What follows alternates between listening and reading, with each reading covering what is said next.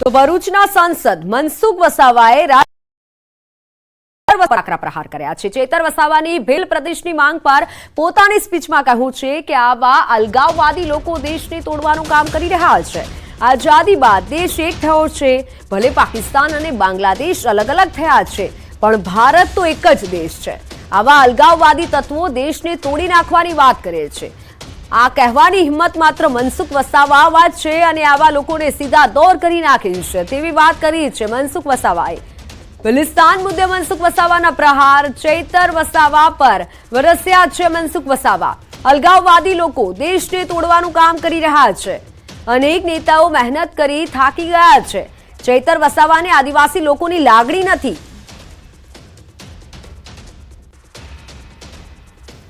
કે આપણો ભારત અખંડ રહે, ભારત ક્યાંય તૂટે ના અને ભાગલાવાદી પરિબળોથી આપણે સૌ દૂર રહે એ આજે પણ મેં વાત કરી। ભૂતકાળમાં પણ આ વાતને જાહેરમાં કહેતો આવ્યો છું અને આજે પણ આ વાત કરીને આવનારા દિવસોમાં પણ બધા જ લોકોને મારી અપીલ છે કે આવા ભાગલાવાદી પરિબળો, રાજકીય રોટલો શેકનારા લોકોથી આપણે સાવધાન રહીએ। આ અલગ બલિસ્તાનની વાત ચેતર વસાવા, એને સમાજના માટે કોઈ લાગણી નથી।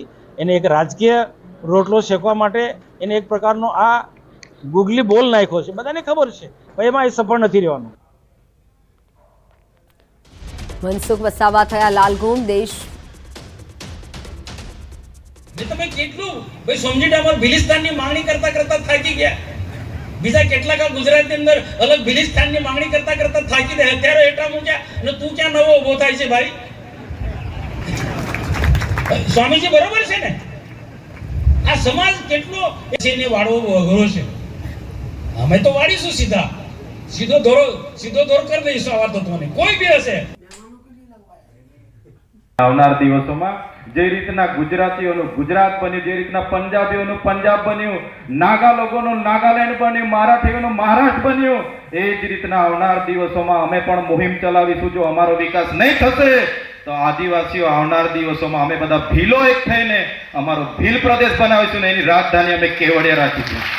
આમ આદમી પાર્ટી, કોંગ્રેસ, કેટલાક સંગઠનો અને કેટલાક અમારા પાર્ટીના કેટલાક લોકો કોઈ બી સંજોગોમાં મનસુખભાઈ જીતવો ના જોઈએ, ભાજપ જીતવો ના જોઈએ એના માટે પૂરી તાકાત લગાડી રહ્યા હતા ને મને ખબર પડી, એટલે મેં સખત મહેનત કરી। રાત્રે 3 રાત્રો ઊંઘો નથી મેં, ગાડીમાં કંઈ ઊંઘી ગયો છે એ જ ગાડીમાં, બાકી 3 રાત મેં ઊંઘ્યો નથી। આ સીટ જીતવા માટે બધી તાકાત મેં લગાડી છે। મારા નજીકના મિત્રોના તાકાતથી, પાર્ટીના કેટલાક વફાદાર લોકોના સહયોગથી, સહકારથી આ સીટ જીતે છે। બાકી મને બધા પતાવવા માટે પડ્યા હતા અને એના કારણે મેં સખત પરિશ્રમ કર્યો છે। તો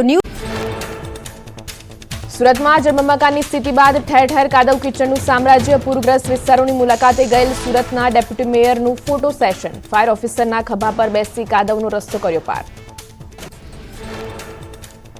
સુરતમાં ખાડીપુરના પાણી ઓસર્યા બાદ 476 મેટ્રિક ટન ઘન કચરાનો નિકાલ કરાયો। લિંબાયત, સરથાણા, કનકપુર, ઉધના ઝોનના ખાડી કિનારાના વિસ્તારોમાં ખાડીપુરના પાણી ઓસરતા મનપાના 1500 સફાઈ કામદારો કામે લાગ્યા હતા। આ તમામ વિસ્તારોમાં 16 મેડિકલ ટીમે કુલ 5041 ઘરોમાં કર્યો સર્વે। 36 લોકોને સામાન્ય તાવના, 5 લોકોને ઝાડા ઉલટીના કેસ મળી આવ્યા હતા। તમામને સ્થળ પર જ અપાઈ સારવાર। 12850 ક્લોરીન ટેબ્લેટનું વિતરણ કરાયું। સૌરાષ્ટ્રમાં મેઘરાજાએ જમાવટ કરતા મોટાભાગના જળાશયો થયા છલોછલ। કેટલાક જિલ્લાઓના જળાશયો હજી ખાલીખમ। દેવભૂમિ દ્વારકામાં 12માંથી 11 જળાશયો 100% ભરાયા। એક જળાશયમાં 74% ભરાયો। મોરબીના કુલ 10 જળાશયોમાંથી એક પણ જળાશયમાં 100% પાણી નહીં। જામનગરમાં 21માંથી 12 જળાશયો 100% ભરાયા। સુરેન્દ્રનગરમાં કુલ 11 જળાશયોમાંથી માત્ર એક જળાશય 100% ભરાયો। 7 જળાશયોમાં 20%થી ઓછું પાણી। રાજકોટ જિલ્લાના કુલ 27માંથી 3 જળાશય 100% ભરાયા। ફૂફડ, મોજ અને સોડવદર ડેમમાં 100% પાણીનો જથ્થો। 10 જળાશયોમાં તો માત્ર 0 થી 9% જ પાણી। ભાદર ડેમમાં 33%, આજીબે ડેમમાં 73% પાણીનો સંગ્રહ। દાહોદ જિલ્લામાં સારો વરસાદ ન થતા મોટાભાગના ડેમ ખાલીખમ। જિલ્લાના 7 ડેમ માત્ર 20 થી 50% સુધી જ ભરાયા। એકમાત્ર માછણ ડેમમાં 51%થી વધુ પાણીનો સંગ્રહ થયો। પંચમહાલના ઘોગંબા તાલુકાના સરહદી વિસ્તારમાં આવેલી ગામો નદીમાં ઘોડાપુર સાજોરથી વાવકુલ્લી ગામને જોડતા માર્ગ ઉપર આવેલા કોઝવેને ભારે નુકસાન, આંતરિક માર્ગ બંધ થતા વિદ્યાર્થીઓને ભારે હાલાકી. વિદ્યાર્થીઓ 5 કિલોમીટર લાંબો ચક્કર કાપી શાળાએ જવા મજબૂર. વડોદરામાં મેઘાએ વિરામ લીધાને 4 દિવસ થયા છતાં સ્થાનિકોને થઈ રહી છે હાલાકી. વોર્ડ નંબર 16માં અનેક સોસાયટીઓમાં હજુ પણ નથી ઓસર્યા વરસાદી પાણી. જળબંબાકાર વચ્ચે સાંસદ હેમાંગ જોશીએ ટ્રેક્ટરમાં બેસી કર્યું સ્થળનું નિરીક્ષણ. રાજ્યમાં ભારે વરસાદમાં ફસાયેલા નાગરિકોને સહાયરૂપ થવા વહીવટીતંત્ર ખડેપગે રહ્યું. સરકારે આપી માહિતી. નાગરિકોને રેસ્ક્યુ કરી સલામત સ્થળે ખસેડાયા અને આશ્રયસ્થાનોમાં જરૂરી સુવિધાઓ પૂરી પડાઈ. રોગચાળો પ્રસરે નહીં તે માટે સફાઈ ઝુંબેશ હાથ ધરાઈ. પૂરની સ્થિતિમાં વહીવટીતંત્ર આવ્યું નાગરિકોની વારે. રાજ્યમાં અતિ ભારે વરસાદ બાદ છેલ્લા 2 દિવસમાં 14,552 લોકોનું સ્થળાંતર. સૌથી વધુ સુરતમાં 3,707 લોકોનું સ્થળાંતર કરાયું. ગત સપ્તાહે પોરબંદર જિલ્લામાં પડેલા ભારે વરસાદના કારણે તારાજી ખેતરો જળબંબાકાર થતા પાક નિષ્ફળ નીવડ્યો. હાઈવે વિભાગની બેદરકારીના કારણે પાણી નિકાલની વ્યવસ્થા ન થઈ હોવાનો ખેડૂતોનો આરોપ. નુકસાનીનું વળતર આપવા ખેડૂતોની માંગ. ઉત્તરાખંડના ઉત્તરકાશીમાં ધોધમાર વરસાદ. મેઘો અનરાધાર વરસાદ વરસતા ગંગોત્રી ગંગા નદીના જળસ્તરમાં થયો વધારો. પાણીના ધસમસતા પ્રવાહમાં દુકાનોનું સામાન તણાતું હોય તેવા દ્રશ્યો સામે આવ્યા. મધ્યપ્રદેશના પન્નામાં મેઘો તોફાની થયો. ભારે વરસાદ બાદ નદી તોફાની થઈ. પાણીના પ્રવાહમાંથી રસ્તો પાર કરવાના પ્રયત્ન કરતા એક કાર પાણીના ધસમસતા પ્રવાહમાં તણાઈ.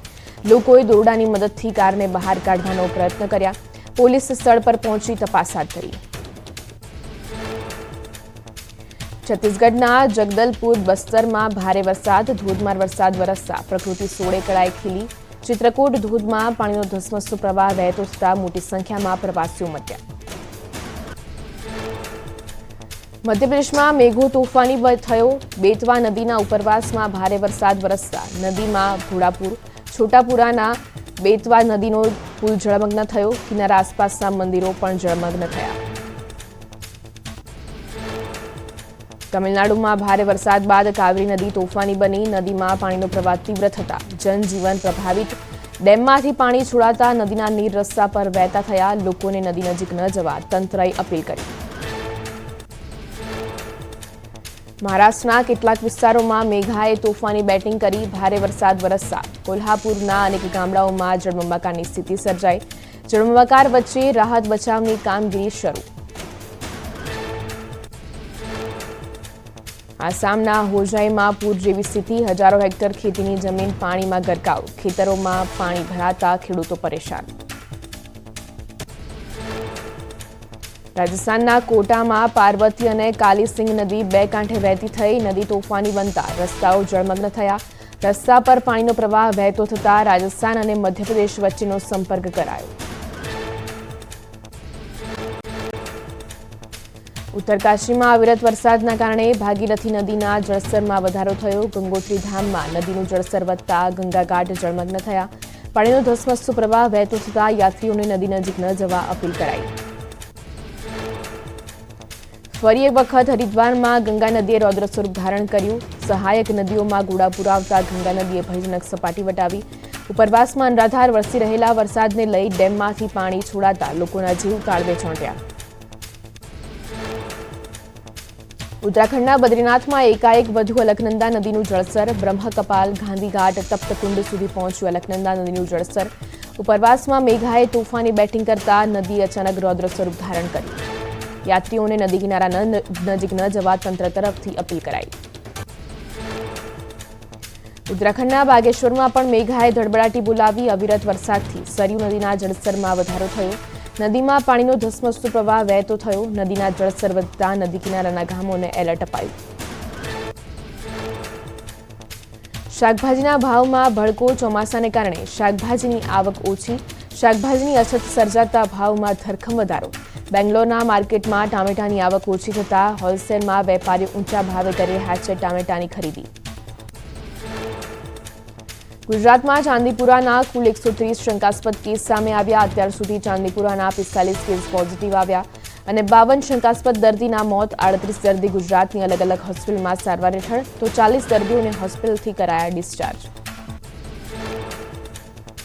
ગુજરાતમાં રાજસ્થાનના કુલ 6 દર્દીમાંથી 4 સારવાર હેઠળ, જેમાંથી 2ના મોત.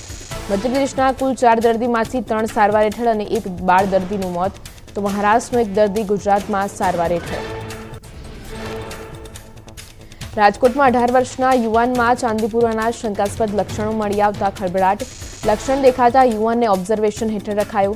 રાજકોટમાં હાલ 6 દર્દીઓ શંકાસ્પદ દાખલ. 2 દર્દીઓના રિપોર્ટ પોઝિટિવ આવ્યા તો 4 દર્દીઓમાં શંકાસ્પદ લક્ષણ નોંધાયા.